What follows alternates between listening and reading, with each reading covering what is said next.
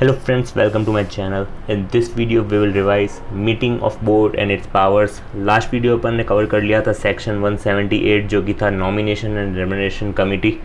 In this video start करते हैं section 179 से जो कि है पावर्स ऑफ बोर्ड. तो स्टार्ट करते हैं. सबसे पहला पॉइंट दे रखा है कि बोर्ड ऑफ डायरेक्टर्स की पावर क्या होगी. सेम वही पावर्स जो कंपनी के पास होगी. ओके, बिकॉज कंपनी के पास जो भी पावर्स है वो एक्सरसाइज कौन करेगा, कंपनी खुद तो करेगी नहीं. शेयर होल्डर्स बहुत सारे होते हैं तो वो भी मैनेज कर नहीं पाएंगे. तो जो भी कंपनी की पावर है वो एक्सरसाइज कौन करेगा, बोर्ड ऑफ डायरेक्टर्स, राइट. यानी बोर्ड ऑफ डायरेक्टर्स के पास वो सारी पावर्स है जो कंपनी के पास है. बट कुछ ऐसे मैटर्स होते हैं जिसमें शेयर होल्डर्स का अप्रूवल रिक्वायर्ड होता है. देन उस केस में शेयर होल्डर्स के पास वो पावर रहेगी, बोर्ड एक्सरसाइज नहीं कर सकता.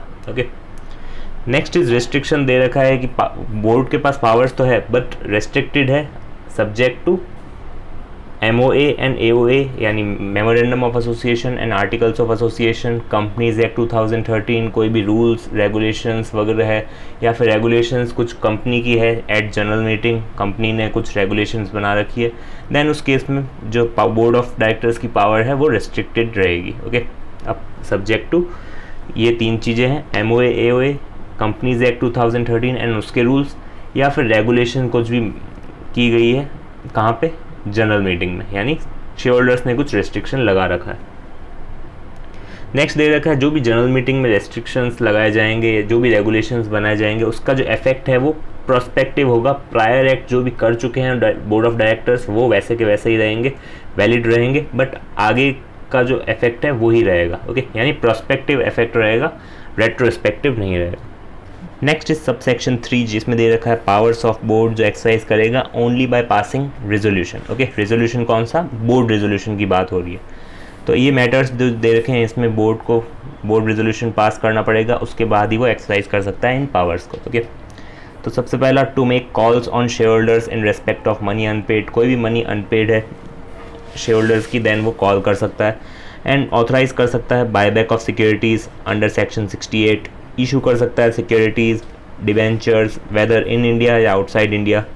नेक्स्ट पॉइंट है बोरो मनी. बोरो मनी में अपन इंक्लूड नहीं करेंगे जो day to day overdraft facilities वगैरह होती है, उसको इंक्लूड नहीं करेंगे because normal day to day activities के लिए वो बार बार बोर्ड रेजोल्यूशन नहीं बुलवा सकते, राइट.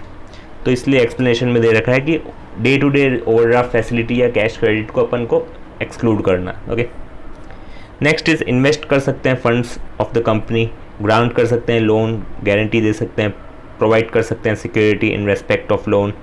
इन दोनों केसेस में बोर्ड रेजोल्यूशन तो पास होगा बट साथ ही साथ हमें चाहिए सारे जो डायरेक्टर प्रेजेंट है उनकी कंसेंट भी. ओके, एंड नेक्स्ट एग्जेम्पशन दे रखा है सेक्शन 8 कंपनीज को कि ये जो मैटर है borrow money, invest the fund and grant loan, in case में क्या कर सकती है सेक्शन 8 कंपनी, जो रेजोल्यूशन है वो पास कर सकती है बाय सर्कुलेशन. ओके, तो ये एग्जेम्पशन दे रखा है सेक्शन 8 कंपनी को. जी पॉइंट इज अप्रूव करना financial statement and board's report, diversify करना बिजनेस को, अप्रूव करना amalgamation, merger, reconstruction, take over करना कंपनी को या एक्वायर करना substantial stake in another company, और भी अदर मैटर्स जो भी प्रेस्क्राइब किए गए हैं रूल 8 में, जिसमें दे रख सकते हैं आप these matters also to be exercise only by means of board resolution. ये तो है ही, ये सारे मैटर्स भी बोर्ड रेजोल्यूशन के थ्रू ही एक्सरसाइज कर सकता है बोर्ड पावर्स. एंड ये जो तीन मैटर्स है ये भी टू मेक पॉलिटिकल कंट्रीब्यूशन कुछ करना है then also board resolution pass करना पड़ेगा. अपॉइंट करना है या रिमूव करना है KMP then also board resolution. To appoint internal auditor या secretarial auditor then also BR pass करना पड़ेगा. एंड दे रखा है कि ये लिस्ट जो है एग्जॉस्टिव नहीं है, और कोई पावर्स है वो भी बोर्ड रेजोल्यूशन के थ्रू पास की जा सकती है. तो वो सब दे रखा है थोड़ा बहुत नीचे. सेक्शन 182 जो आगे पढ़ेंगे अपन, कंट्रीब्यूशन टू पॉलिटिकल पार्टी जो ऊपर भी देखा था अपन ने. फाइलिंग ऑफ कैजुअल वैकेंसी, जैसे डायरेक्टर की कोई वैकेंसी क्रिएट हो जाती है देन वो फाइल कौन करता है, फिल कौन करेगा, बोर्ड ही फिल करेगा, right, with in 30 days. Approve करना जो ट्रांजैक्शन होते हैं रिलेटेड पार्टी के साथ उसको अप्रूव करना. गिविंग लोन्स और making of investment, appointing a person as MD then also board resolution की जरूरत पड़ती है. नेक्स्ट दे रखा है permission to board of director to delegate कर सकता है बोर्ड पावर्स किसको, कोई भी कमिटी ऑफ डायरेक्टर या फिर मैनेजिंग डायरेक्टर मैनेजर या फिर principal office of the company या principal office of the branch, if company का ब्रांच ऑफिस है तो। बट कौन सी पावर्स दे रखी है? Only and only clause D to F. Okay, D to F कौन सा था? Borrow money, invest the funds, grant loans. Okay, यानी बिग नाम से आप शॉर्ट में याद रख सकते हैं, big, borrow money, invest the funds and grant loan. In cases में वो क्या कर सकता है? डेलीगेट कर सकता है पावर्स, किसको? इन चार लोग।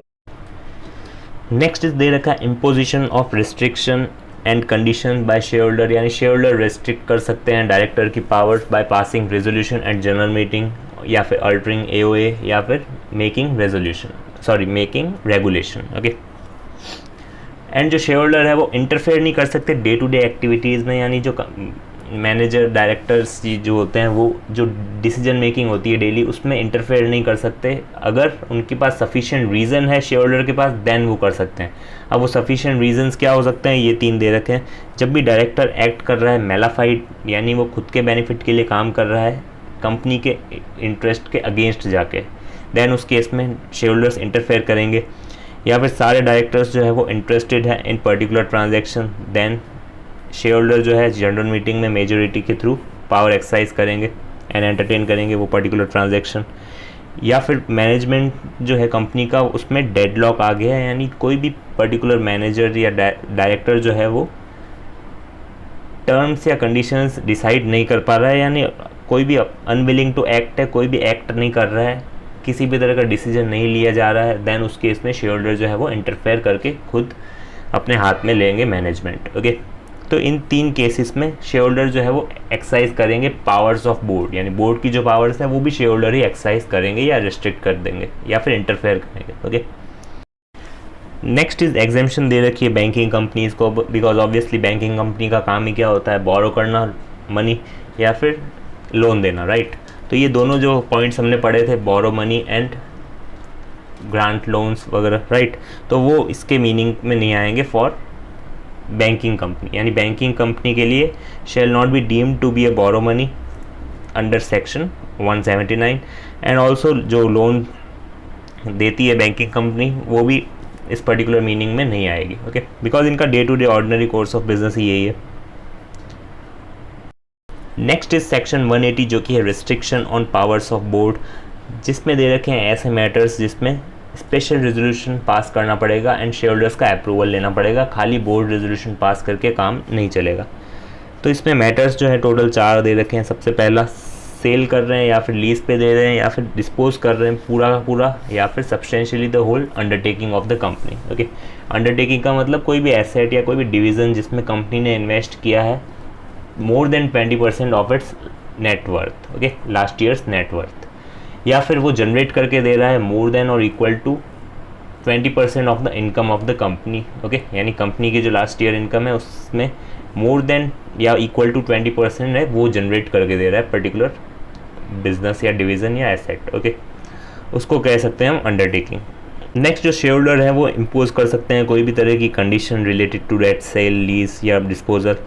एंड ये जो पर्टिकुलर पॉइंट है इसमें अपन ये नहीं कहेंगे इसको कि ये ऑथराइज किया गया है रिडक्शन फॉर कैपिटल, यानी रिडक्शन इन कैपिटल के लिए ऑथराइजेशन नहीं मान सकते इसको।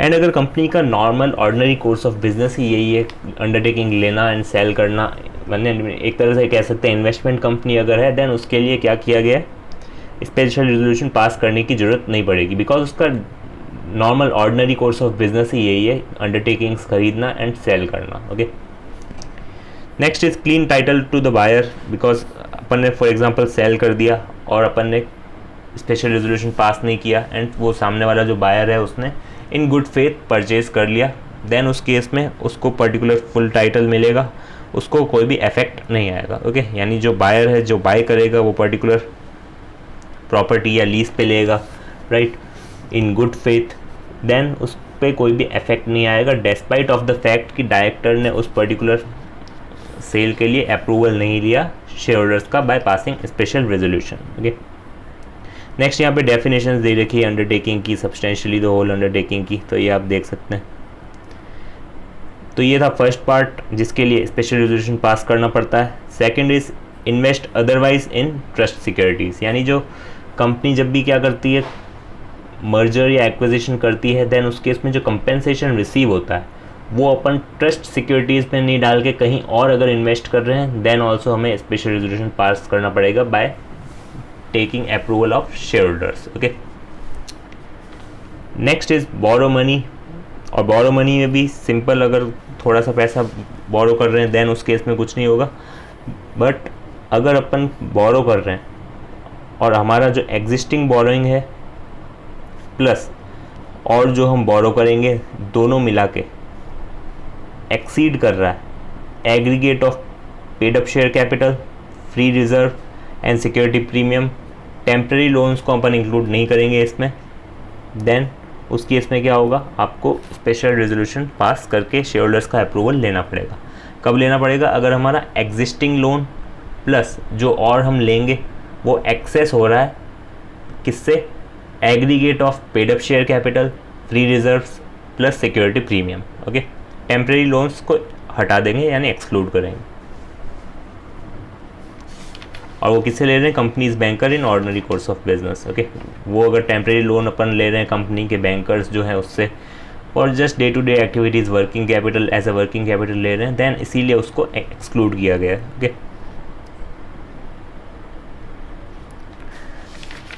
और नेक्स्ट यहाँ पे दे रखा है कि स्पेसिफिक लिमिट जो है वहाँ तक अपन ले सकते हैं by passing board resolution, but अगर उससे ज़्यादा लेना है देन हमें स्पेशल रेजोल्यूशन की ज़रूरत पड़ेगी। और नेक्स्ट वही चीज़ दे रखी है कि जो पर्सन लेंडर है वो must be aware of there is no uncertain terms implication, और उसको केयरफुली चेक करना पड़ेगा कंपनी के financial statements as well as special resolution if any before extending any loan facility to it. Okay, next is यहाँ पे एक बात दे रखी है कि जब भी कोई लेंडर कंपनी को लोन देगा, राइट, बिकॉज कंपनी लोन लेगी एंड वो लिमिट जो है वो एक्सीड हो रही है एंड डायरेक्टर ने क्या किया, स्पेशल रेजोल्यूशन पास नहीं किया बट लेंडर ने उसको लोन दे दिया, देन उस केस में क्या होगा, वो जो लोन है वो वैलिड नहीं माना जाएगा। एंड वो लेंडर जो है अगर उसने प्रूव कर दिया कि वो इन गुड फेथ था, यानी उसको नहीं पता था कि ये जो पर्टिकुलर लोन है वो लिमिट एक्सीड हो रही है एंड उसके नॉलेज में भी नहीं था लिमिट वगैरह, और उसने ये प्रूफ कर दिया, देन उस केस में वैलिड मान लेंगे, वरना वैलिड नहीं माना जाएगा। ओके, तो इसीलिए दे रखा है लेंडर को कॉशियस रहना चाहिए, कंपनी के फाइनेंशियल स्टेटमेंट एंड रेजोल्यूशन जो पास हुआ है वो चेक करना चाहिए। Okay, next and the last is to remit या give time to director on repayment of debt due to the company, यानी कंपनी से अगर डायरेक्टर ने कोई भी लोन वगैरह ले रखा है देन उसको अगर रेमिट कर रहे हैं, अपन दे रहे हैं या फिर उसको टाइम दे रहे हैं डायरेक्टर को कि 1 साल का टाइम था तो अपन ने क्या कर दिया, उसको टाइम दे दिया कि 5 साल बाद दे देना, तो उस केस में भी अपन को चाहिए होगा special resolution by the company. Okay, यानी एक्सटेंड नहीं कर सकते अनलेस कंसेंट चाहिए होगी शेयर होल्डर्स की by passing special resolution. Okay, next is contribution to bona fide and charitable funds, यानी ये टाइप के जो कॉन्ट्रीब्यूशंस होते हैं by company beyond the certain limit, तो उसके लिए चाहिए होता है अपन को ऑर्डिनरी रेजोल्यूशन। ओके, यहाँ पे OR चाहिए होता है, SR की ज़रूरत नहीं है। ओके, आगे अपन देखेंगे वैसे ही। नेक्स्ट इज सेक्शन 181 जो कि सिंपल सी बात कहता है कि कंपनी को अगर कंट्रीब्यूशन करना है चैरिटेबल फंड्स में, देन उस केस में लिमिट दे रखी है कि लास्ट 3 ईयर्स का जो एवरेज नेट प्रॉफिट है उसका 5% निकालना है, तो up to 5% board resolution pass करके अपन कंट्रीब्यूशन कर सकते हैं। बट अगर बियॉन्ड दैट लिमिट यानी more than 5% of the average net profit of last 3 financial year, then उस केस में क्या होगा, आपको ऑर्डिनरी रेजोल्यूशन पास करना पड़ेगा एंड परमिशन लेनी पड़ेगी शेयर होल्डर्स की in ordinary general meeting. Okay, next is section 182 जो कि है prohibition and restriction regarding political contribution. तो एक कंपनी चाहे तो कंट्रीब्यूट कर सकती है एनी अमाउंट डायरेक्टली या इनडायरेक्टली टू पॉलिटिकल पार्टी जो रजिस्टर्ड है एक्ट में, only after passing board resolution. Okay, इन बोर्ड मीटिंग, यानी बोर्ड रेजोल्यूशन से काम चल जाएगा बट एट बोर्ड मीटिंग होना चाहिए, सर्कुलेशन से पास करेंगे बोर्ड रेजोल्यूशन, देन उस केस में वो एप्लीकेबल नहीं होगा। ओके, यानी हमें पास करना है board resolution at board meeting and disclose भी करना पड़ेगा इन P&L, कंपनी का जो P&L है उसमें। अब दे रखा है कि फॉलोइंग कंपनीज कंट्रीब्यूट नहीं कर सकती, यानी रिस्ट्रिक्शन है, गवर्नमेंट कंपनी कंट्रीब्यूट नहीं कर सकती, या ऐसी कंपनी जो एग्जिस्टेंस है उसका less than 3 financial year, then वो भी कंट्रीब्यूट नहीं कर सकती। मोड ऑफ कंट्रीब्यूशन क्या होगा? अकाउंट पे चेक, अकाउंट पे bank draft, ECS through bank account. Okay, and company अगर चाहे तो कंट्रीब्यूट कर सकती है थ्रू इलेक्टोरल ट्रस्ट। ओके, तो इलेक्टोरल ट्रस्ट को जो कंट्रीब्यूशन होगा वो भी डिस्क्लोज करना पड़ेगा। Next is deemed political contribution. तो ये बेसिकली दे रखा है कि कोई भी डोनेशन या सब्सक्रिप्शन या पेमेंट करती है कंपनी किसी भी पर्सन को जो ऐसी एक्टिविटी कर रहा है जो लाइकली टू अफेक्ट है public support for a political party. Okay, then उस केस में क्या होगा, वो पॉलिटिकल कंट्रीब्यूशन ही माना जाएगा, भले ही हम डायरेक्टली उसको नहीं दे रहे हैं। ओके, यानी डायरेक्टली पॉलिटिकल पार्टी को नहीं दे रहे हैं, हम उस पर्सन को दे रहे हैं और वो पर्सन एक्टिविटी कर रहा है at the time at which such donation या subscription या payment was given can reasonably be regarded as likely to affect public support। okay? यानी public support में वो particular person काम कर रहा है for a political party। Next is जो अमाउंट ऑफ एक्सपेंडिचर अपन इंकर्ड करते हैं डायरेक्टली या indirectly on advertisement in any publication being the nature of brochure या फिर कुछ भी पैम्पलेट वगैरह जो होता है उसका पब्लिकेशन, वो भी अपन माना जाएगा कि वो पॉलिटिकल पार्टी को कंट्रीब्यूशन दे रहे हैं अपन। नेक्स्ट डिस्क्लोजर देना है अपन को, P&L में बताया दिया ये modes of contribution. And punishment जो है वो होगा कंपनी के लिए punishment up to 5 times the amount of contribution, defaulting officer के लिए imprisonment 6 month and fine up to 5 times the amount of contribution. Okay, next ये सर्कुलर आप रीड कर सकते हैं। नेक्स्ट जो है power of board and other person to make contribution to national defence fund. Okay, तो नेशनल डिफेंस फंड में कोई भी तरह की लिमिट नहीं दे रखी है, कंपनी जितना चाहे उतना डोनेशन दे सकती है without any limit. Exercise of power board of directors करेंगे या फिर कोई भी पर्सन जो अथॉरिटी में है एक्सरसाइज कर सकता है पावर्स ऑफ बोर्ड, या फिर कंपनी भी कर सकती है इन जनरल मीटिंग। ओके, बिकॉज ये नेशनल डिफेंस फंड वगैरह है तो उस केस में कोई भी तरह की लिमिट नहीं दी गई है, कोई भी एक्सरसाइज कर सकता है, बोर्ड ऑफ डायरेक्टर्स भी या फिर कंपनी भी इन जनरल मीटिंग। डिस्क्लोज करना पड़ेगा in financial year's P&L, no limit of amount to be contributed, कोई भी तरह का अमाउंट नहीं दिया गया, इसीलिए इसको ओवरराइडिंग इफेक्ट भी कहते हैं अपन। नेक्स्ट इज सेक्शन 184 जो कि है disclosure of interest by director. Okay, यानी डायरेक्टर जो है वो डिस्क्लोज करेगा इंटरेस्ट। अब डिस्क्लोजर 2 तरह के होंगे, एक होगा जनरल डिस्क्लोजर, एक होगा स्पेसिफिक डिस्क्लोजर।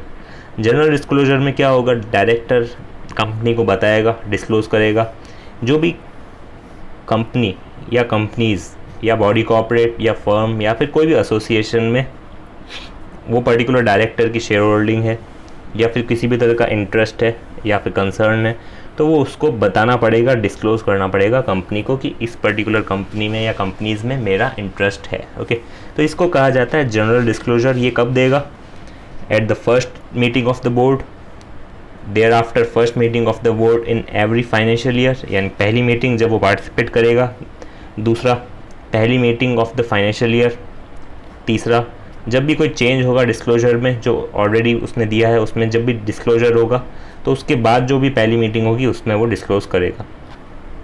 ओके, अब रूल में दे रखा है कि डायरेक्टर डिस्क्लोज कैसे करेगा, bye written notice.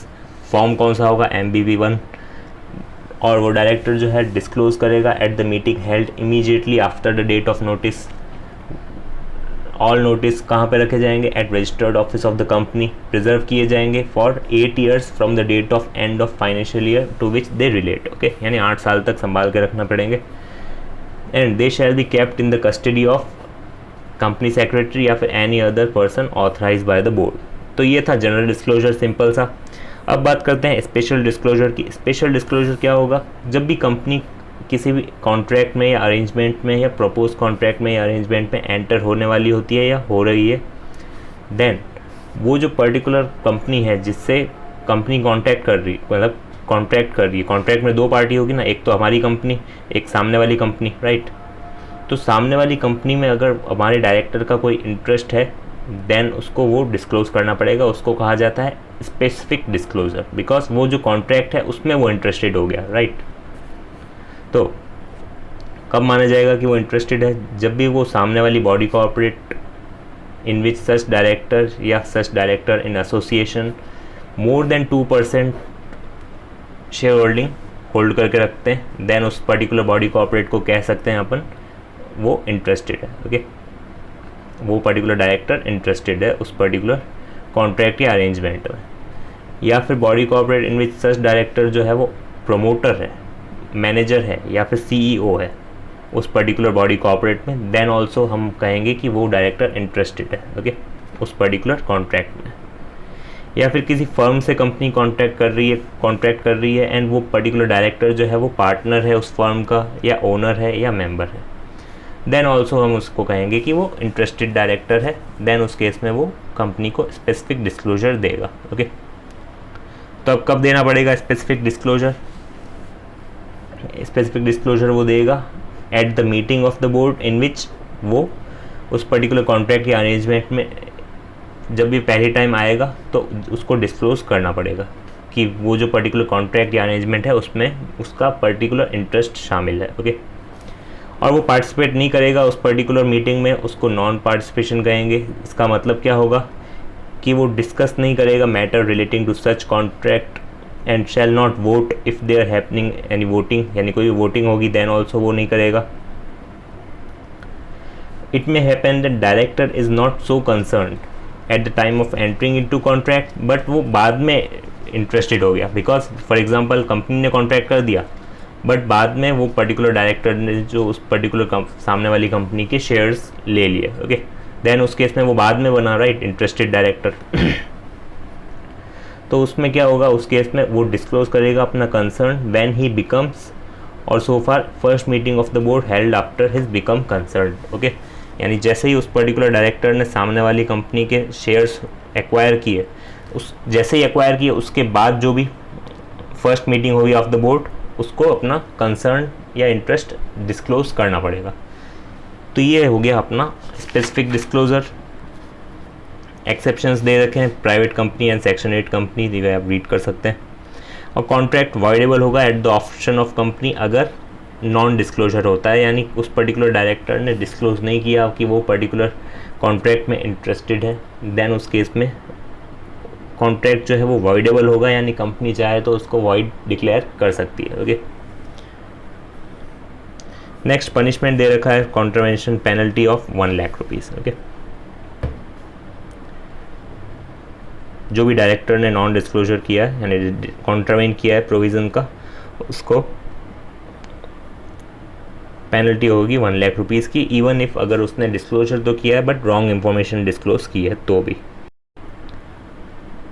Next is no restriction on director, यानी डायरेक्टर को ये रिस्ट्रिक्ट नहीं किया जा रहा है कि वो पर्टिकुलर किसी और कंपनी में इंटरेस्टेड ना हो, बस उसको डिस्क्लोजर देना है, ये दे रखा है सेक्शन 184 में। एंड एग्जेम्पशन दे रखी है कि अगर अप टू 2% शेयर होल्डिंग रखता है वो, देन उस केस में वो एग्जेम्प्ट है, यानी डिस्क्लोजर की कोई ज़रूरत नहीं है अगर उसने अप टू 2% इंटरेस्ट होल्ड करके रखा है तो, ओके। Next is section 176। तो ये जब आप रीड कर सकते हैं, सिंपल सा सेक्शन है कि कोई भी तरह का डिफेक्ट होता है अपॉइंटमेंट में डायरेक्टर्स के, कोई भी इंफॉर्मेशन डायरेक्टर ने दी तो वो सही नहीं थी, या फिर कुछ भी तरह का डिफ़ॉल्ट होता है, डायरेक्टर ने किसी भी तरह का डिफ़ॉल्ट किया है जो अब पता चल रहा है हमें, जिससे कि उसका अपॉइंटमेंट है वो डिफेक्टिव माना जाता है। तो जैसे ही कंपनी के नोटिस में आएगा वो चीज़, उससे पहले के जो एक्ट्स हैं वो वैलिड माने जाएंगे एंड उसके बाद के जो एक्ट्स हैं वो वैलिड नहीं माने जाएंगे, ओके। तो ये सिंपल सी चीज़ दे रखी है कि इनवैलिडेट नहीं होंगे उसके प्रायर एक्शंस जो हैं। अगर किसी भी तरह का डिफेक्ट होता है, डिस्क्वालिफिकेशन होती है या फिर टर्मिनेट हो जाता है बाय वर्चू ऑफ प्रोविजंस या फिर आर्टिकल्स के थ्रू, देन प्रायर के जो एक्ट्स हैं जैसे ही नोटिस में आया कंपनी के, उसके प्रायर के जो एक्ट्स हैं वो वैलिड माने जाएंगे, उसके बाद के वैलिड नहीं माने जाएंगे, ओके।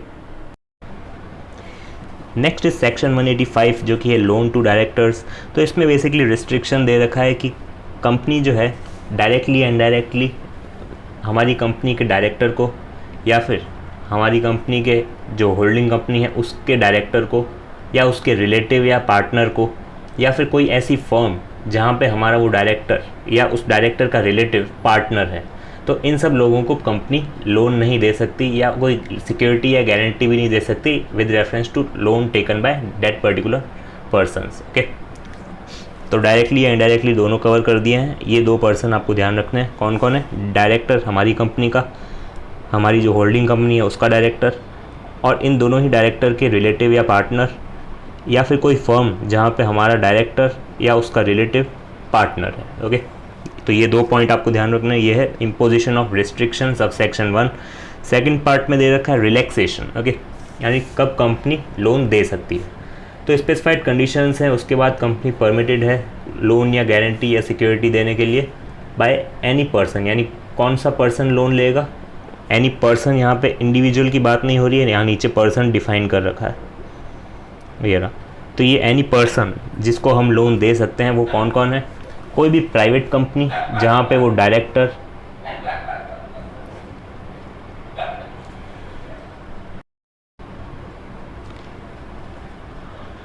हाँ, तो एनी पर्सन में कौन कौन कवर है? कोई भी प्राइवेट कंपनी जहाँ पे हमारी कंपनी का जो डायरेक्टर है वो उस पर्टिकुलर प्राइवेट कंपनी में भी डायरेक्टर या मेंबर है। ओके, या कोई भी बॉडी कॉर्पोरेट जिसमें हमारी कंपनी के डायरेक्टर के पास उस पर्टिकुलर बॉडी कॉर्पोरेट के not less than 25% of the total voting power है। ओके, एक डायरेक्टर भी हो सकता है हमारी कंपनी का, या एक से ज़्यादा डायरेक्टर मिला के भी हो सकता है। ओके, देन ऑल्सो उसको इस पर्टिकुलर डेफिनेशन में इंक्लूड किया जाएगा, एनी पर्सन की डेफिनेशन में। ओके, या फिर कोई बॉडी कॉर्पोरेट जिसके बोर्ड ऑफ डायरेक्टर्स किसकी बात मानते हैं? हमारी कंपनी के डायरेक्टर्स की। ओके, देन उसको भी इस पर्सन की डेफिनेशन में इंक्लूड किया जाएगा। अब वापस से रीड करते हैं ये जो रिलैक्सेशन था कि company with subject to specified conditions loan दे सकती है, गारंटी दे सकती है, सिक्योरिटी दे सकती है in connection with any loan taken by any person. यानी इस पर्टिकुलर पर्सन ने जो लोन लिया है उसके रिगार्डिंग उसको गारंटी दे सकती है, सिक्योरिटी दे सकती है, या लोन भी दे सकती है। ओके, इस पर्टिकुलर पर्सन को। पर्सन में कौन थे? ये 3 लोग, 3 कंपनियां। Okay, but subject to specified conditions. अब वो स्पेसिफाइड कंडीशंस क्या क्या है? एक्सप्लेनेटरी स्टेटमेंट हमें देना पड़ेगा to the notice for relevant general meeting, यानी जनरल मीटिंग पास करनी पड़ेगी, एंड उसके साथ ही स्पेशल रेजोल्यूशन पास करना पड़ेगा जनरल मीटिंग में, एंड एक्सप्लेनेटरी स्टेटमेंट भी उस पर्टिकुलर नोटिस में अटैच करना पड़ेगा, एंड जिसमें दे रखा होगा full particulars of the loan या गारंटी या सिक्योरिटी जो भी दे रही है कंपनी, पर्पज़ ऑफ लोन क्या है, या अदर रेलेवेंट फैक्ट्स जो भी है। एंड एक और कंडीशन है, जो लोन है ये 3 कंपनियां में से कोई एक कंपनी जो लोन ले रही है वो उनकी प्रिंसिपल बिजनेस एक्टिविटीज़ में काम आना चाहिए। यानी जो भी कंपनी बोरिंग कर रही है उसका प्रिंसिपल बिजनेस एक्टिविटीज़ के लिए वो यूटिलाइज होना चाहिए। ओके, यानी ऐसा नहीं होना चाहिए कि हमने उसको लोन दिया एंड वो कुछ और कर रही है, उस पर्टिकुलर से शेयर्स में इन्वेस्ट कर रही है या फिर कुछ और कर रही है, तो वैसा नहीं होगा। उसकी जो प्रिंसिपल बिजनेस एक्टिविटी है उसके लिए वो यूटिलाइज होना चाहिए। Next is non applicability of restriction. तो इसमें दे रखा है जब भी कभी कोई लोन दिया जाता है मैनेजिंग डायरेक्टर या होल टाइम डायरेक्टर को as a part of condition of service, यानी वो जो सर्विस दे रहा है उसके लिए कंडीशंस थी उसमें ये इंक्लूड किया गया है, देन उस केस में वो दे सकते हैं। ओके, एप्लीकेबल नहीं होगा ये पर्टिकुलर रिस्ट्रिक्शन। या फिर कोई स्कीम है जो अप्रूव की गई है by members by special resolution, then also वो दे सकते हैं। Next, where a company in the ordinary course of business loan दे रही है, गारंटी दे रही है, सिक्योरिटी दे रही है, यानी बैंकिंग कंपनी की बात हो रही है, और वो पर्टिकुलर लोन दे रही है अपने डायरेक्टर्स को भी, देन वो दे सकती है। बट इंटरेस्ट जो है वो not less than rate of prevailing yield of 1 year, 3 years, 5 years, 10 years. Government security के जो प्रिवेलिंग यील्ड होते हैं उसके अकॉर्डिंग हमें चेक करना है कि वो जो पर्टिकुलर डायरेक्टर को जो लोन दिया जा रहा है उसका इंटरेस्ट ऐसा तो नहीं है कि बहुत कम इंटरेस्ट चार्ज किया जा रहा है, तो वो जो है क्लोजेस्ट होना चाहिए to the tenure of the loan. यानी फॉर एग्जांपल लोन का जो टेन्योर है वो 1 ईयर है, देन हम 1 ईयर का गवर्नमेंट यील्ड चेक करेंगे कि उससे कम तो नहीं है। या फिर अगर लोन जो है वो 6 ईयर्स का दे रहे हैं हम, देन क्लोजेस्ट क्या हुआ 5 ईयर्स, राइट, तो उस केस में 5 ईयर्स लेंगे। तो इस तरह से ये इंटरेस्ट जो है वो चार्ज होना चाहिए, उससे लेस नहीं होना चाहिए। ओके, ज़्यादा कर रहे हैं देन चलेगा, बट उससे कम इंटरेस्ट नहीं होना चाहिए। नेक्स्ट इस कोई भी लोन अगर होल्डिंग कंपनी अपनी होली ओन्ड सब्सिडरी को देती है या फिर कोई भी गारंटी या सिक्योरिटी देती है अपनी सब्सिडरी कंपनी के लिए, सब्सिडरी कंपनी ने जो लोन लिया है बैंक या फाइनेंशियल इंस्टीट्यूशन से उसके लिए, देन उस केस में भी वो रिस्ट्रिक्शन अप्लाई नहीं होगा। तो इसमें आप चेक कर सकते हैं यहाँ पे सी पॉइंट का जो सेकंड पार्ट है उसमें दे रखा है होल्डिंग कंपनी अगर सिक्योरिटी या गारंटी देती है होली ओन्ड सब्सिडरी के लिए इन respect of any loan, wholly owned subsidiary की बात की है। एंड डी पार्ट में अगर सब्सिडरी कंपनी ने कोई लोन लिया है फ्रॉम एनी बैंक या फाइनेंशियल इंस्टीट्यूशन, देन उस गारंटी की बात की जा रही है। और डी पार्ट में सब्सिडरी कंपनी ही लिखा है, होली ओन्ड नहीं लिखा है, तो ये आपको ध्यान रखना है, एमसीक्यूज वगैरह में आ सकता है। और नेक्स्ट ये दे रखा है सब्सिडरी कंपनी जो लोन देगी, यानी जो लोन देगी होल्डिंग कंपनी सब्सिडरी कंपनी को, वो पर्टिकुलर लोन यूटिलाइज होना चाहिए for its principal business activities, यानी जो कंपनी का मेन बिजनेस है उसके लिए यूटिलाइज होना चाहिए। नेक्स्ट पेनल्टी फॉर कॉन्ट्रवेंशन दे रखा है कंपनी के ऊपर minimum fine 5 lakh, maximum 25 lakh, every defaulting officer imprisonment up to 6 month और minimum fine 5 lakh, maximum 25 lakh.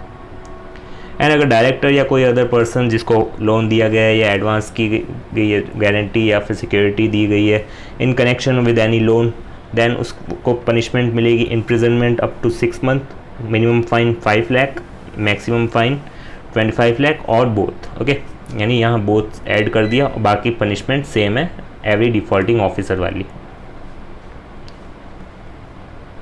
Next इस गवर्नमेंट कंपनी के लिए एग्जेम्पशन दे रखा है ओनली इफ अप्रूवल मिलता है उसको किससे, ministry of department of the central government which is administratively in charge of the company. Okay, next इस प्राइवेट कंपनी पे भी ये सेक्शंस अप्लाई नहीं होगा अगर ये फॉलोइंग कंडीशन सेटिस्फाई होती है। यानी पहला क्या है, शेयर कैपिटल जो है उसकी उसमें किसी भी बॉडी कॉर्पोरेट ने इन्वेस्ट नहीं किया होना चाहिए, उसकी जो बोराइंग्स है aggregate from financial institution, banks, any other body corporate, वो पर्टिकुलर लिमिट से कम होनी चाहिए। अब वो लिमिट क्या है, उसकी पेड अप शेयर कैपिटल का 2 टाइम्स या फिर 50 crore rupees whichever is higher, उससे कम का बोरिंग्स होना चाहिए। एंड उस पर्टिकुलर कंपनी ने कोई भी डिफ़ॉल्ट नहीं किया होना चाहिए in repayment of such borrowings. Okay, subsisting at the time of making transaction, यानी एग्जिस्टिंग जो बोरिंग्स है उसमें किसी भी तरह का डिफ़ॉल्ट भी नहीं होना चाहिए। तीनों की तीनों कंडीशन सेटिस्फाई होनी चाहिए। एंड ये जो जनरल कंडीशन है 137 एंड 92 कंप्लाई होना चाहिए, ये तो है ही।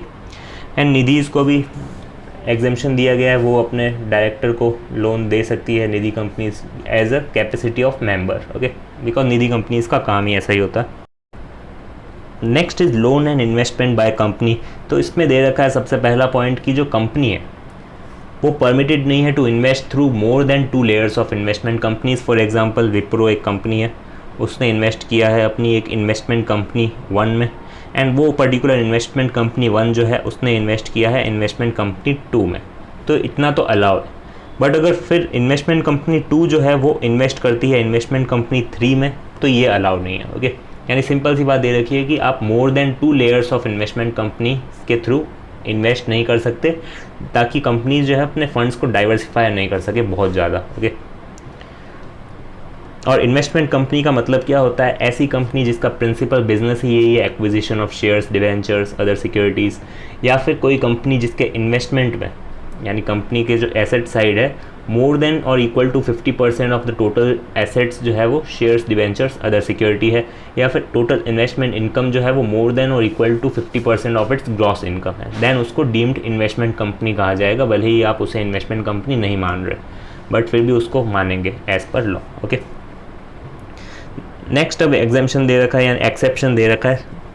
एक्सेप्शन क्या है, सबसे पहला कि कंपनी अगर एक्वायर करती है किसी ऐसी कंपनी को जो इनकॉर्पोरेट हुई है आउटसाइड इंडिया, एंड उसने इन्वेस्टमेंट कर रखी है सब्सिडरीज में more than 2 layers, okay, as per the law of that country, then also allowed है, बिकॉज वो उस कंट्री का लॉ है, तो उसके लिए अपन कुछ नहीं कर सकते, अपन उस पर्टिकुलर कंपनी को सब्सिडरी बना सकते हैं। ओके, नेक्स्ट अगर अपन इन्वेस्ट करते हैं फॉर मीटिंग एनी लॉ और रेगुलेशन, यानी किसी लॉ या रेगुलेशन की रिक्वायरमेंट को कंप्लाई करने के लिए हमें उस पर्टिकुलर कंपनी को सब्सिडरी बनाना ही पड़ेगा, इन्वेस्ट करना ही पड़ेगा उसमें, देन ऑल्सो एक्सेप्शन है इस पर्टिकुलर प्रोविज़न का।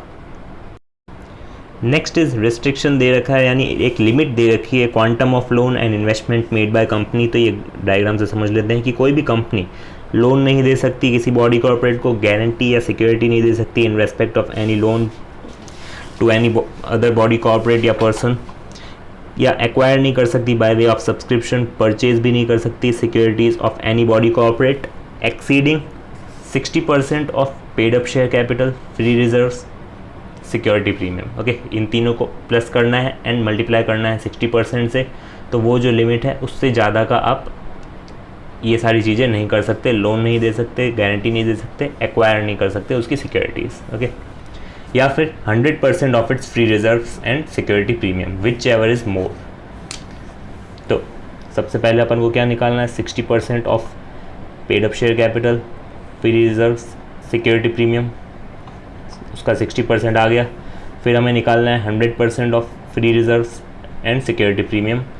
तो जो दो अमाउंट आए हमारे पास उसका विच एवर इज़ हायर जो है वो लिमिट हो जाएगी, उससे ज़्यादा का आप लोन, सिक्योरिटी या एक्वायर नहीं कर सकते सिक्योरिटीज़ किसी और कंपनी में। ओके, नेक्स्ट इज़ आपको स्पेशल रेजोल्यूशन पास करना पड़ेगा एट जनरल मीटिंग अगर आपने वो लिमिट एक्सीड की। ओके, तो वो लिमिट एक्सीड करने पे आपको स्पेशल रेजोल्यूशन पास करना पड़ेगा एंड मेंशन करना पड़ेगा total amount up to which board can make loan, security, guarantee या फिर एक्वायर करना सिक्योरिटीज़।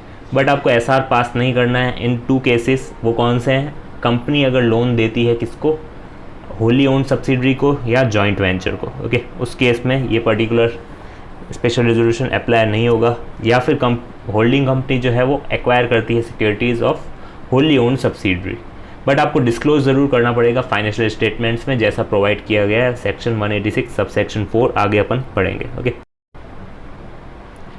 नेक्स्ट यहाँ पे दे रखा है आपको डिस्क्लोजर्स वगैरह की डिस्क्लोज करना पड़ेगा, loan given, investment made and for the purpose of loan, security, guarantee जो भी दिया है आपने उसके लिए डिस्क्लोजर देना पड़ेगा as per sub section 4 and unanimous resolution pass करना पड़ेगा by board for any loan, guarantee, security given by the company. और सैंक्शन जो करेंगे वो सारे के सारे डायरेक्टर्स अपनी कंसेंट देंगे, उसके बाद ही वो पर्टिकुलर कंपनी लोन दे सकती है। ओके, यानी सारे डायरेक्टर्स को अपना कंसेंट देना पड़ेगा एंड अगर पीएफआई वगैरह से आपने पैसा ले रखा है एक्सीडिंग द लिमिट, देन उस केस में आपको प्रायर अप्रूवल भी लेना पड़ेगा। नेक्स्ट दे रखा है सर्कमस्टेंसेस जहाँ पे प्रायर अप्रूवल की ज़रूरत नहीं पड़ेगी फ्रॉम पीएफआई। अगर आपने लिमिट एक्सीड नहीं की है लोन की, सेक्शन 186 सब सेक्शन 2 में जो थी अपन ने पढ़ी थी 60% एंड 100% वाली, एंड आपने साथ ही में कोई भी तरह का डिफ़ॉल्ट नहीं होना चाहिए, repayment of loan and interest thereon. Okay, and rate of interest जो है वो लोअर नहीं होनी चाहिए from 1 year, 3 year, 5 year, 10 year government security की जो प्रीवेलिंग यील्ड है उससे कम नहीं होनी चाहिए। ओके, और कौन सी आप यील्ड लेंगे, क्लोजेस्ट वाली, यानी फॉर एग्जांपल आपने 6 साल का कोई लोन दिया है किसी को, देन क्लोजेस्ट क्या हुआ, 5 year prevailing yield of government securities आपको चेक करनी है, उससे कम नहीं होना चाहिए। नेक्स्ट मॉडिफिकेशन दे रखा है सेक्शन 8 कंपनी के लिए जिसने डिफ़ॉल्ट नहीं किया है सेक्शन 137 एंड 92 में। ऐसी सेक्शन 8 कंपनी जिसमें सेंट्रल गवर्नमेंट या फिर स्टेट गवर्नमेंट जो है होल्ड करती है more than 26% of the paid up share capital या equal to 26% of the paid up share capital for loans given to fund industrial research and development projects as per MOA objects. Okay, यानी ऐसी section 8 company है जिसको loan दिया जा रहा है किसके लिए, to fund industrial research and development projects, उनके लिए ये पर्टिकुलर सेक्शन में एग्जेम्पशन दे रखा है। ओके, और कौन सा सेक्शन, 186 सब सेक्शन 7, यानी ये जो इंटरेस्ट वाला। बिकॉज ऑब्वियसली सेक्शन 8 कंपनी जो लोन फंड करेगी या जो भी मतलब लोन है for to fund industrial and research and development projects, government उसको प्रमोट करना चाहती है, डेट्स वाई ये एग्जेम्पशन दे रखा है। Next is no giving of loan till default in respect of deposit subsisting, यानी किसी भी तरह का डिफ़ॉल्ट एंड रीपेमेंट चल रहा है बिफोर या after the commencement of companies act 2013। Next अब मेंटेनेंस ऑफ रजिस्टर की बात की गई है, मेंटेन करना है रजिस्टर और वो फॉर्म दे रखा है, उसके लिए फॉर्म MBP2 मैनुअली कर सकते हैं, इलेक्ट्रॉनिकली कर सकते हैं at registered office of the company. Okay, and separate entries करनी है अपने को within 7 days of transaction. जैसे ही कोई ट्रांजैक्शन हुआ लोन, सिक्योरिटी, गारंटी या एक्वायर की सिक्योरिटीज़, उसके विद इन 7 डेज़ में हमको वो ट्रांजैक्शन को एंट्री करनी पड़ेगी और ऑथेंटिकेट कराना पड़ेगा विद कंपनी सेक्रेटरी या फिर कोई भी पर्सन जो ऑथराइज किया गया है by board of directors. Okay, and preserve करना पड़ेगा register permanently in custody of company secretary या पर्सन जो ऑथराइज किया है बाय BOD एंड कॉपीज़ जो है उसकी प्रोवाइड करा सकते हैं हम शेयर होल्डर्स को। फीस जो है वो मैक्सिमम 10 पर पेज होनी चाहिए। ओके, तो ये सिंपल सा रूल दे रखा है इसमें, रूल 12। नेक्स्ट दे रखा है non applicability of this particular section except sub section 1, जो कि था more than 2 layers of investment company के थ्रू अपन इन्वेस्टमेंट नहीं कर सकते, राइट। उसके अलावा जो है नॉन एप्लीकेबिलिटी दे रखी है, कोई भी banking company, insurance company, housing finance company in ordinary course of business अगर लोन देती है, इन्वेस्टमेंट करती है, सिक्योरिटी देती है या गारंटी देती है, उसके लिए एप्लीकेबल नहीं है ये पर्टिकुलर सेक्शन। या कोई भी कंपनी का जो ऑब्जेक्ट है वो क्या है, फाइनेंसिंग इंडस्ट्रियल एंटरप्राइजेस या फिर प्रोवाइडिंग इंफ्रास्ट्रक्चर फैसिलिटीज़, उस पर भी ये सेक्शन अप्लाई नहीं होगा। या अपन इन्वेस्टमेंट करते हैं थ्रू एन इन्वेस्टमेंट कंपनी, यानी इन्वेस्टमेंट कंपनी कोई इन्वेस्टमेंट कर रही है, उस पर ये सेक्शन अप्लाई नहीं होगा। या फिर इन्वेस्टमेंट की जा रही है थ्रू राइट शेयर्स, राइट, तो राइट शेयर अलॉट किए हैं किसी पर्टिकुलर बॉडी कॉर्पोरेट ने, उस पर भी अप्लाई नहीं होगा। या फिर कोई भी इन्वेस्टमेंट की जा रही है by NBFC registered under RBI act, यानी RBI में रजिस्टर्ड है एंड जिसका प्रिंसिपल बिजनेस एक्टिविटीज़ ही है एक्विजिशन ऑफ सिक्योरिटीज़। ओके, तो उस पर भी ये सेक्शन अप्लाई नहीं होगा। नेक्स्ट दे रखा है इंटर कॉर्पोरेट लोन्स जो होते हैं या डिपॉजिट्स होते हैं by company registered under section 12 of the SEBI act in excess of limit specified in regulation made for those companies. तो उस कंपनीज़ को क्या करना पड़ेगा, जो भी लोन्स वगैरह वो दे रही है उसको डिस्क्लोज करना पड़ेगा इन फाइनेंशियल स्टेटमेंट्स। ओके, कौन सी कंपनीज़, जो रजिस्टर्ड है under section 12 of the SEBI act 1992। Next दे रखा है पनिशमेंट फॉर कॉन्ट्रावेंशन। तो कंपनीज के केस में punishment with minimum fine 25,000, maximum 5 lakh, every defaulting officer imprisonment maximum up to 2 years and with minimum fine of 25,000 and maximum 1 lakh. Next is section 187 जो कि है investment of companies to be held in its own name, यानी company की जो भी investments है वो company के नाम पे ही होनी चाहिए। बट एक्सेप्शन दे रखा है क्या, कोई भी कंपनी अगर होल्ड करती है shares in a subsidiary in the name of nominees just to ensure minimum number of members are present. यानी इसमें क्या होता है, कोई भी कंपनी का फॉर एग्जांपल कोई सब्सिडरी कंपनी है एंड उसमें होल्डिंग कंपनी जो है उसने शेयर्स एक्वायर कर रखे हैं बट नंबर ऑफ मेंबर्स जो है वो कम पड़ रहे हैं, then just in the name of nominees कर सकती है। यानी कंपनी क्या करेगी, कुछ शेयर्स एक पर्टिकुलर नॉमिनी के नाम कर देगी, तो उस केस में होंगे तो वो कंपनी के ही shares but as a nominee हमने उसके नाम कर रखे हैं। Okay, just to meet the requirement of minimum number of members. Okay, और नेक्स्ट है कंपनी डिपॉजिट कर सकती है अपनी shares securities with bankers for interest and dividend collection, यानी dividend collection and interest collection के लिए बैंकर्स जो है कंपनी के उसके नाम शेयर्स या सिक्योरिटीज़ कर सकती है, उस केस में एक्सेप्शन दे रखा है। एंड कंपनी डिपॉजिट कर सकती है with bankers any shares securities for the purpose of transfer, but अगर अपन ने ट्रांसफ़र नहीं किया है इन 6 मंथ, यानी विद इन 6 मंथ अगर अपन ने ट्रांसफ़र नहीं किया, देन वो वापस ट्रांसफ़र हो जाने चाहिए कंपनी के नाम। Okay, as soon as possible. यानी कंपनी ने ट्रांसफ़र किया बैंकर्स के नाम for just transfer of shares या सिक्योरिटीज़, राइट, बट वो विद इन 6 मंथ ट्रांसफ़र नहीं हुए, देन उस केस में वापस से क्या करना होगा, रीट्रांसफ़र करना होगा ऑन कंपनी नेम। नेक्स्ट दे रखा है कंपनी डिपॉजिट कर सकती है, ट्रांसफ़र कर सकती है सिक्योरिटी या फिर shares for a loan repayment और परफॉर्मेंस ऑब्लिगेशन, यानी कोई लोन ले रखा है कंपनी ने, उस केस में एज अ सिक्योरिटी दे सकती है अपने कंपनी के शेयर्स, या फिर कोई भी कंपनी के शेयर्स कंपनी ने एक्वायर कर रखे हैं, देन वो एज अ सिक्योरिटी दे सकती है उस पर्टिकुलर कंपनी को। Okay, as a performance obligation.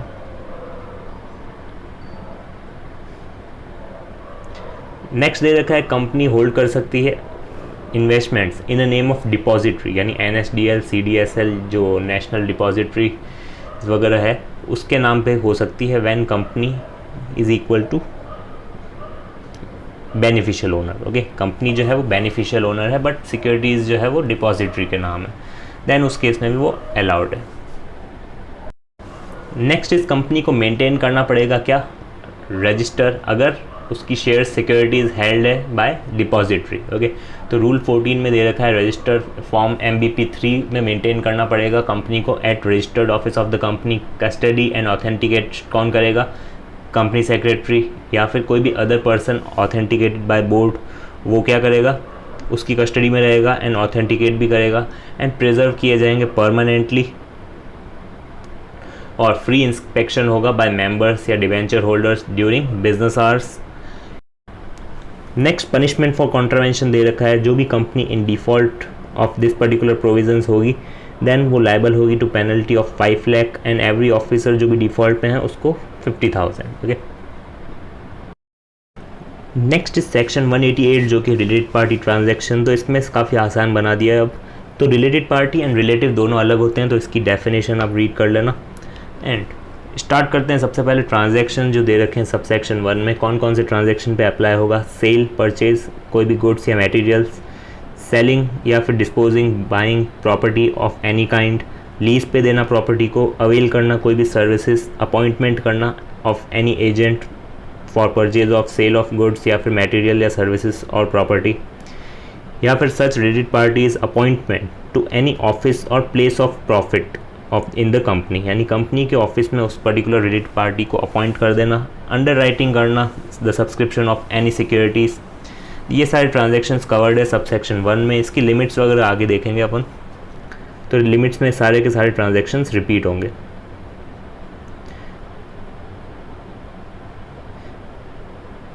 Next दे रखा है कि अप्रूवल की ज़रूरत नहीं पड़ेगी अगर अपन ऑर्डिनरी कोर्स ऑफ बिजनेस में ट्रांजैक्शन कर रहे हैं and at also at arm's length price. Okay, यानी जो नॉर्मल प्राइस है वही है and ordinary course of business ही यही है उस पर्टिकुलर कंपनी का, देन उस केस में रिलेटेड पार्टी ट्रांजैक्शन नहीं होगा। फॉर एग्जांपल रिलायंस कंपनी में अपन ने नॉर्मल पेट्रोल वगैरह खरीदा, देन उस केस में वो आर्म्स लेंथ प्राइस है एंड उसका ऑर्डिनरी कोर्स ऑफ बिजनेस ही यही है, right. And related party transaction में रिक्वायरमेंट होगी consent of board.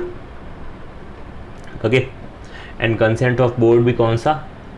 Board resolution at board meeting. Okay, resolution by circulation नहीं चलेगा, बोर्ड मीटिंग होनी चाहिए, उसमें बोर्ड रिजोल्यूशन पास होना चाहिए एंड कंसेंट मिलनी चाहिए बोर्ड ऑफ डायरेक्टर्स की। और अपन को स्टेट करना है agenda of board meeting shall disclose nature of related party, relation with related party, name, nature, duration, terms of contract क्या क्या है, नॉर्मल सी चीज़ें, pricing, other factors, relevant information, advance कुछ पे किया है या नहीं, रिसीव किया है या फिर नहीं, वो सारी चीज़ें। एंड कोई भी इंटरेस्टेड पार्टी अगर है present in at board meeting वो डिस्कस नहीं करेगी। Okay, with reference to that related party transaction वो पर्टिकुलर इंटरेस्टेड डायरेक्टर डिस्कशन नहीं करेगा। और अगर value of related party transaction violate करती है लिमिट जो अपन आगे पढ़ेंगे, देन प्रायर अप्रूवल चाहिए होगा of company by ordinary resolution. Okay, यानी ऑर्डिनरी रिजोल्यूशन पास कराना पड़ेगा अगर लिमिट एक्सीड होती है तो। वो लिमिट्स क्या क्या है? सेल, परचेज या सप्लाई ऑफ मटेरियल्स के केस में more than equal to 10% of the turnover, property sale कर रहे हैं उस केस में मोर देन और equal to 10% of the net worth of the company, lease दे रहे हैं प्रॉपर्टी को उस केस में मोर देन और equal to 10% of the turnover of the company. तो लॉजिकल है बिकॉज मटेरियल अगर सप्लाई कर रहे हैं टर्नओवर चेक करेंगे मोर देन और इक्वल टू 10%, प्रॉपर्टी दे रहे हैं नेटवर्थ चेक करेंगे, ऑब्वियस सी बात है। कोई भी प्रॉपर्टी लीज पे दे रहे हैं तो टर्नओवर चेक करेंगे, कोई सर्विसेज दे रहे हैं अवेल कर रहे हैं उस केस में टर्नओवर चेक करेंगे 10% और मोर, राइट। तो ये सारी चीज़ें दे रखी है, सब में लगभग 10% ही है, सिर्फ दो चीज़ें अलग है। वो कौन सी है? सबसे पहले ये चार समझ में आ गई, 10% है सब में turnover of the company, but जब भी सेल करेंगे प्रॉपर्टी का तो उसमें नेटवर्थ आएगी, यानी मोर देन और equal to 10% of net worth of the company है, देन उस केस में OR पास करना पड़ेगा। बाकी सब में 10% ऑफ द टर्नओवर ही है। ओके, मोर देन 10% या फिर equal to 10% of the turnover की ही लिमिट है। नेक्स्ट दे रखा है कोई भी रिलेटेड पार्टी को अपन अपॉइंट करते हैं एट ऑफिस या place of profit in company, subsidiary या एसोसिएट कंपनी, एंड उसका जो रेम्यूनरेशन है मोर देन 2.5 लाख है per month, then OR pass करना पड़ेगा। अंडर राइट कर रहे हैं सिक्योरिटीज़ या derivatives more than 1% of the net worth of the company, हमें OR पास करना पड़ेगा। ओके, और ये सारी लिमिट्स कब चेक करेंगे? Last date of audited financial statement. And for ordinary resolution कोई भी मेंबर जो रिलेटेड पार्टी है वो वोट नहीं करेगा, ओके। बट एप्लीकेबल नहीं होगा अगर मोर देन 90% ऑफ मेंबर ही रिलेटेड पार्टी है या रिलेटिव्स हैं ऑफ प्रोमोटर, उस केस में अप्लाई नहीं होगा, ऑब्वियस सी बात है, okay. No voting of related member. Next exemption वगैरह दे रखा है, ये आप रीड कर सकते हैं, प्राइवेट कंपनी पे अप्लाई नहीं होगा वगैरह।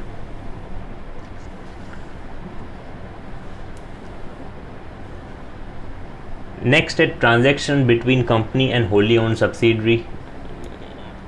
तो उसमें उसमें शेयर होल्डर का अप्रूवल की ज़रूरत नहीं पड़ेगी if account of wholly own subsidiary are consolidated, यानी जो होली ओन सब्सिडरी है उसके अकाउंट्स अगर कंसोलिडेट हो रहे हैं होल्डिंग कंपनी में, देन उस केस में अप्रूवल की ज़रूरत नहीं पड़ेगी शेयर होल्डर्स की, ओके। और अगर होल्डिंग कंपनी ने पास कर लिया है ordinary resolution, then wholly own subsidiary company को पास करने की ज़रूरत नहीं है for transactions between wholly own subsidiary and holding company. Next is related party transaction अगर हो जाता है विदाउट अप्रूवल ऑफ बोर्ड या फिर in case of limit exceeding share holders के अप्रूवल के बिना ही हो जाता है या फिर बोर्ड के अप्रूवल के बिना हो जाता है, और अगर बोर्ड के अप्रूवल के बिना होता है and with in 3 month ratify भी नहीं किया है बोर्ड ने, यानी बोर्ड से रेटिफाई अप्रूवल भी नहीं लिया जाता है बाद में, देन वो जो पर्टिकुलर ट्रांजैक्शन है वो वॉइडेबल होगा at the option of board या फिर शेयर होल्डर्स, ओके। बोर्ड कब? जब लिमिट एक्सीड नहीं होती, शेयर होल्डर कब? जब लिमिट एक्सीड हो जाती है, ऑब्वियस सी बात है, राइट।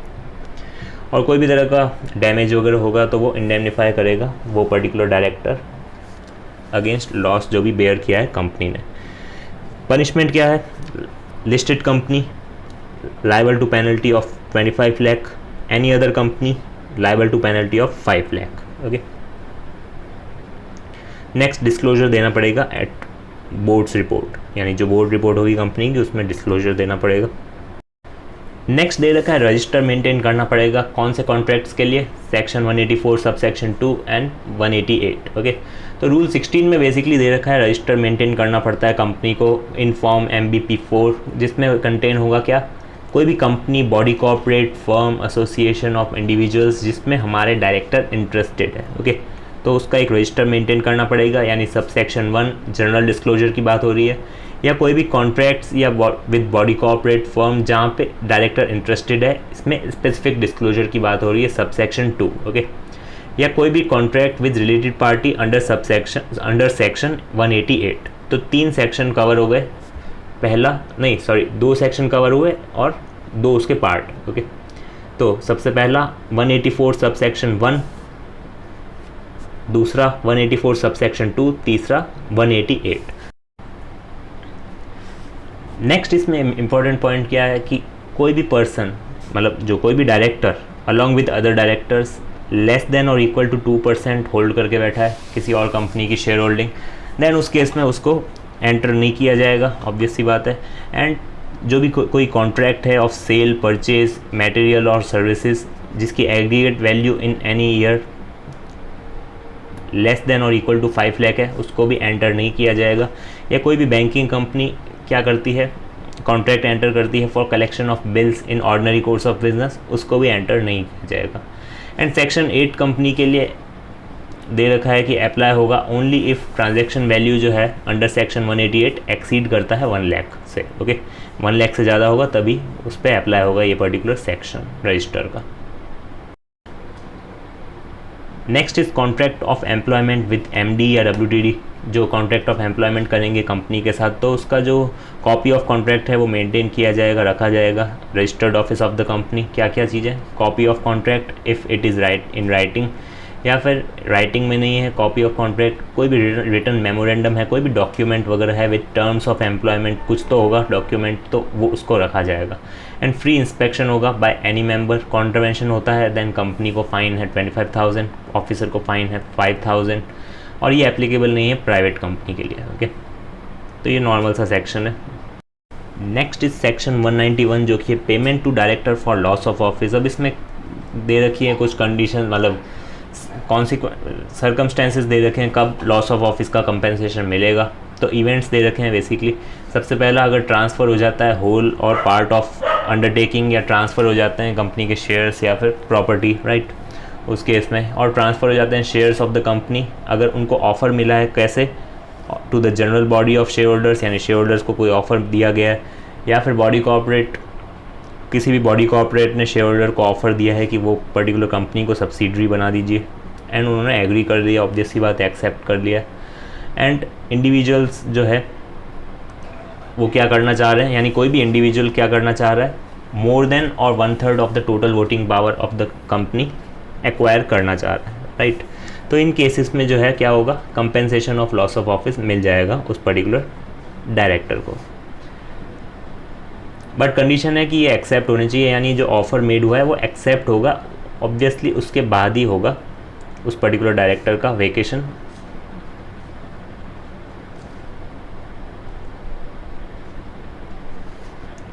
और ये क्यों होगा, बिकॉज हो सकता है वो पर्टिकुलर कंपनी जो नई अब अब ये पर्टिकुलर कंपनी सब्सिडरी बन जाएगी, तो ऑब्वियसली होल्डिंग कंपनी के जो डायरेक्टर्स है वो उनमें से कोई आएगा यहाँ पे बैठेगा, संभालेगा, राइट। ये पुरानी कंपनी का जो डायरेक्टर है वो क्यों रहेगा, तो उसने अगर कंडीशन रखी है कि उस पर्टिकुलर डायरेक्टर को वेकेट करो तभी हम आपके शेयर्स खरीदेंगे, देन उसी केस में उसको कंपेंसेशन मिलेगा, अदरवाइज़ क्यों मिलेगा, राइट।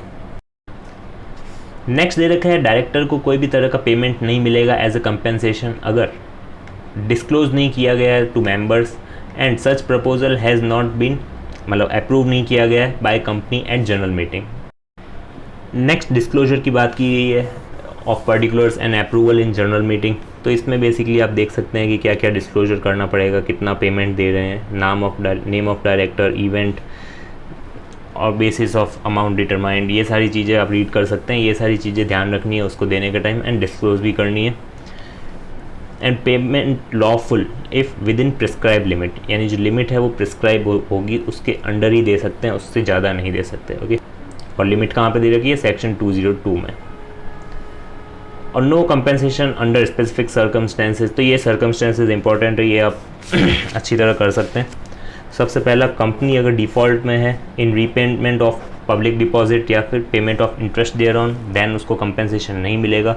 रिडेम्पशन ऑफ डिवेंचर में डिफ़ॉल्ट किया है, रीपेमेंट ऑफ एनी लाइबिलिटी में डिफ़ॉल्ट किया है, पेमेंट ऑफ एनी ड्यूज़ जो भी है इनकम टैक्स, वैट वगैरह के, उसमें डिफ़ॉल्ट किया है, या फिर कोई भी आउटस्टैंडिंग स्टैट्यूटरी ड्यूज़ है टू द एम्प्लॉयज़ या वर्कमैन उसमें, या फिर पेमेंट नहीं किया है डिविडेंड का ऑन प्रेफरेंस शेयर्स और not redeemed preference shares on due date, जब रिडीमेबल प्रेफरेंस शेयर्स होते हैं उसको रिडीम करना पड़ता है ऑन मैच्योरिटी, वो भी नहीं किया। इन सारे केसेस में क्या होगा, उसको कंपेंसेशन नहीं मिलेगा, okay. And payment proposal can not be taken as approved if no quorum present, यानी कोरम अगर प्रेजेंट नहीं होगा देन पेमेंट अप्रूवल नहीं मिलेगा। Receipt of payment in contravention, अगर इन कॉन्ट्रावेंशन वो रिसीव करता है पेमेंट, देन उसको जो भी पेमेंट मिलेगा वो रख तो सकता है, बट कैसे रखेगा, as a trustee of company, okay. यानी उसको दे दिया, बट अब वो ऐसा ही माना जाएगा कि वो as a trustee of the company वो पेमेंट लेके बैठा है, ओके। और पेनल्टी फॉर नॉन कंप्लायंस दे रखा है 1 लाख रुपीज़। नेक्स्ट दे रखा है नॉन कैश ट्रांजैक्शंस जो होते हैं इन्वॉल्विंग डायरेक्टर, उसमें रिस्ट्रिक्शन लगाया गया, यानी कोई भी तरह का एसेट अगर एक्वायर करते हैं director from the company other than cash, then उस केस में रिस्ट्रिक्शन है। या फिर कंपनी एक्वायर करती है कोई भी asset from directors other than cash, then उसमें भी रिस्ट्रिक्शन है। अब रिलैक्सेशन दे रखा है कब, अगर वो अप्रूवल मिला है कहाँ पे, प्रायर अप्रूवल ले लिया है हमने शेयर होल्डर्स का इन जनरल मीटिंग, देन उस केस में अपन को रिलैक्सेशन मिला है, अपन कर सकते हैं वो पर्टिकुलर ट्रांजैक्शन। नेक्स्ट जो नोटिस होगा मीटिंग का, जहाँ मतलब जो अप्रूवल लिया जाएगा ना रेजोल्यूशन के थ्रू, तो उसके जो नोटिस होगा उसमें अपन को क्या डिस्क्लोज करना पड़ेगा, particulars of the arrangement, value of asset, और वैल्यू ऑफ एसेट वो भी calculated by registered valuer, okay. Next दे रखा है अगर किसी भी तरह का कॉन्ट्रावेंशन होता है देन वॉइडेबल होगा at the instance of company, company चाहे तो वॉइड डिक्लेयर कर सकती है, ये नॉर्मल सी बातें दे रखी है। एंड रेस्टिट्यूशन अगर पॉसिबल नहीं होगा तो इंडेमनीफाई करेगा वो particular director. And contracts by one person company section 193, ये दे रखा है कि जो सोल मेंबर होता है कंपनी का और वो डायरेक्टर भी है, देन उसके बीच में जो कॉन्ट्रैक्ट्स होते हैं कंपनी एंड वो पर्टिकुलर डायरेक्टर के बीच, वो इन राइटिंग होने चाहिए। एंड अगर राइटिंग में नहीं है तो कोई मेमोरेंडम होना चाहिए एंड रिकॉर्ड होने चाहिए minutes of the first meeting after contract, यानी जैसे ही कॉन्ट्रैक्ट हुआ उसके बाद नेक्स्ट फर्स्ट जो भी बोर्ड मीटिंग होगी उसमें उसके मिनट्स में एंटर होना चाहिए। एंड एक्सेप्शन दे रखा है, अगर वो ऑर्डिनरी कोर्स ऑफ बिजनेस में है देन एक्सेप्शन है, उसमें किसी भी तरह का कॉन्ट्रैक्ट नहीं होगा। Subject of information to the registrar, यानी रजिस्ट्रार को इन्फॉर्मेशन देनी पड़ेगी by company recorded in minutes within a period of 15 days from the date of approval of board. Okay, जैसे ही बोर्ड का अप्रूवल मिला उसके विद इन 15 डेज रजिस्ट्रार को भी इंफॉर्मेशन देनी पड़ेगी। तो ये था आपका chapters meetings of board and its powers.